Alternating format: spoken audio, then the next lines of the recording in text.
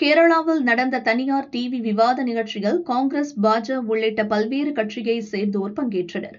மாநில, தேசிய அரசியல் சார்ந்து பரபரப்பான விவாதம் நடந்தது. அப்போது பாஜ செய்தி தொடர்பாளரும் ஏபிவிபி முன்னாள் நிர்வாகியுமான பிரிந்து மகாதேவ் பரபரப்பாக பேசினார்.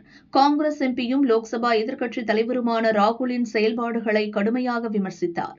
இந்நிலையில் பிரிந்துவின் பேச்சுக்கு காங்கிரஸ் தலைவர்கள் கடும் கண்டனம் தெரிவித்துள்ளனர். காங்கிரஸ் தலைவர் மல்லிகார்ஜுன கார்கே, பொதுச் செயலாளர் கே.சி. வேணுகோபால், மாநில காங்கிரஸ் தலைவர்கள் என பலரும் தங்கள் கண்டனத்தை பதிவு செய்துள்ளனர். இதன் ஒரு பகுதியாக பிரிந்து மீது நடவடிக்கை எடுக்க வேண்டி மத்திய உள்துறை அமைச்சர் அமித் ஷாவுக்கு காங்கிரஸ் பொதுச் செயலாளர் வேணுகோபால் கடிதம் எழுதியுள்ளார்.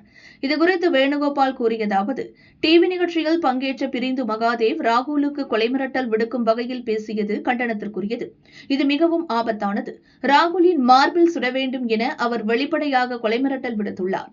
பாஜ செய்தி தொடர்பாளர் ஒருவர் லோக்சபா எதிர்க்கட்சித் தலைவர் குறித்து பேசியதற்கு பாஜ தலைவர்கள் எவ்வித கண்டனமும் தெரிவிக்கவில்லை.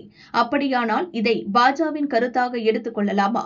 இதில் கட்சித் தலைமைக்கு உடன்பாடு இல்லை என்றால் உடனே அவர் மீது நடவடிக்கை எடுத்திருக்க வேண்டும். அப்படி எதுவும் நடக்கவில்லை. அதனால்தான் மத்திய உள்துறை அமைச்சர் அமித் ஷாவிற்கு கடிதம் எழுதியுள்ளேன். இதை ஒரு மிகப்பெரிய திட்டமிட்ட சதியாக தான் பார்க்கிறேன். மாநில அரசும் இந்த விவகாரத்தில் எவ்வித நடவடிக்கையும் எடுக்காதது அதிர்ச்சி அளிக்கிறது.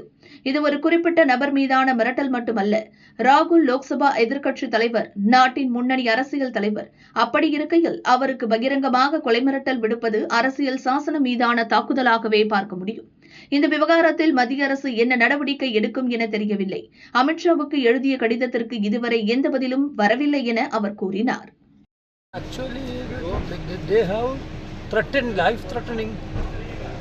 The media and its spokesperson of BJP himself is done this through a debate, open threat.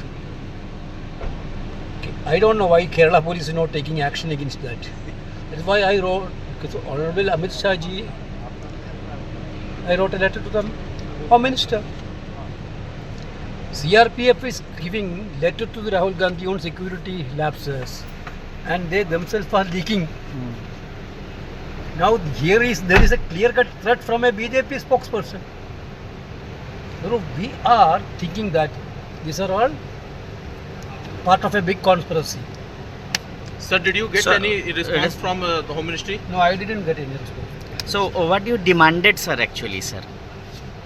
We would like to know from the BJP. This is their official stand. If this is the otherwise they could have. Otherwise they should take action against that spokesperson. BJP is silent on these things.